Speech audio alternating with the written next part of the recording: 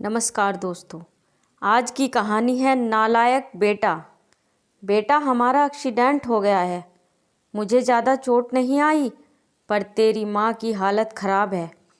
कुछ पैसों की ज़रूरत है और तेरी माँ को खून चढ़ाना है। 64 साल के रतन जी ने अपने बेटे को फ़ोन पर कहा, पापा मैं बहुत व्यस्त हूँ, आजकल मेरा आना नहीं हो सकेगा। मुझे विदेश में नौकरी का पैकेज मिला है तो उसी की तैयारी कर रहा हूँ। आपका भी तो यही सपना था ना, इसलिए हाथ भी तंग चल रहा है। पैसे की व्यवस्था कर लीजिए, मैं बाद में दे दूँगा। उनके बड़े इंजीनियर बेटे ने जवाब दिया। उन्होंने अपने दूसरे डॉक्टर बेटे को फ़ोन किया, पर उसने भी आने से मना कर दिया। उसे अपनी ससुराल में शादी में जाना था। हाँ, इतना ज़रूर कहा कि पैसों की चिंता मत कीजिए, मैं भिजवा दूंगा। यह अलग बात है कि उसने कभी पैसे भिजवाए ही नहीं। उन्होंने बहुत मायूसी से फ़ोन रख दिया। अब उस नालायक बेटे को फ़ोन करके क्या फ़ायदा? जब यह दो लायक बेटे कुछ नहीं कर रहे तो वह नालायक क्या करेगा? उन्होंने सोचा और बोझिल कदमों से अस्पताल में पत्नी के पास पहुँचे और ढेर हो गए।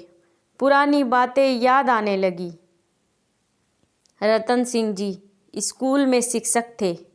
उनके 3 बेटे और एक बेटी थी। बड़ा बेटा इंजीनियर, मझला डॉक्टर। दोनों की शादी बड़े घराने में हुई थी। दोनों अपनी पत्नियों के साथ अलग अलग शहरों में रहते थे। बेटी की शादी भी उन्होंने खूब धूमधाम से की थी। सबसे छोटा बेटा पढ़ाई में ध्यान नहीं लगा पाया था। 11वीं के बाद उसने पढ़ाई छोड़ दी और घर में ही रहने लगा। कहता था, मुझे नौकरी नहीं करनी, अपने माता पिता की सेवा करनी है। पर मास्टर साहब उससे बहुत नाराज़ रहते थे।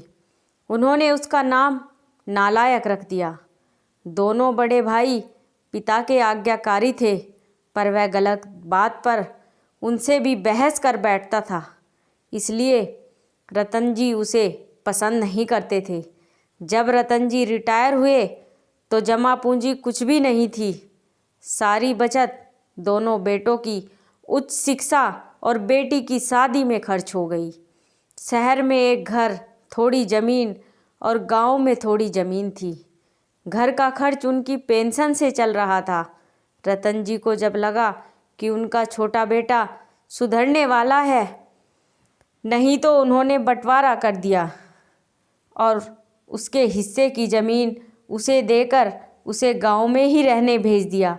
हालांकि वह जाना नहीं चाहता था, पर पिता की जिद के आगे झुक गया और गांव में ही झोपड़ी बनाकर रहने लगा। रतन जी सबसे अपने दोनों होनहार और लायक बेटों की बड़ाई किया करते। उनका सीना गर्व से चौड़ा हो जाता, पर उस नालायक का नाम भी नहीं लेते थे। 2 दिन पहले दोनों पति पत्नी का एक्सीडेंट हो गया था। वह अपनी पत्नी के साथ सरकारी हॉस्पिटल में भर्ती थे। डॉक्टर ने उनकी पत्नी को ऑपरेशन करने को कहा था। पापा पापा सुनकर तंद्रा टूटी तो देखा सामने वही नालायक खड़ा था। उन्होंने गुस्से से मुंह फेर लिया, पर उसने पापा के पैर छुए और रोते हुए बोला, पापा आपने इस नालायक को क्यों नहीं बताया? पर मैंने भी आप लोगों पर जासूस छोड़ रखे थे। खबर मिलते ही भागा आया हूँ। पापा के विरोध के बावजूद उसने उनको एक बड़े से अस्पताल में भर्ती कराया, माँ का ऑपरेशन कराया, अपना खून दिया, दिन रात उनकी सेवा में लगा रहता। फिर एक दिन वह गायब हो गया। वह उसके बारे में फिर बुरा सोचने लगे थे कि तीसरे दिन वह वापस आ गया।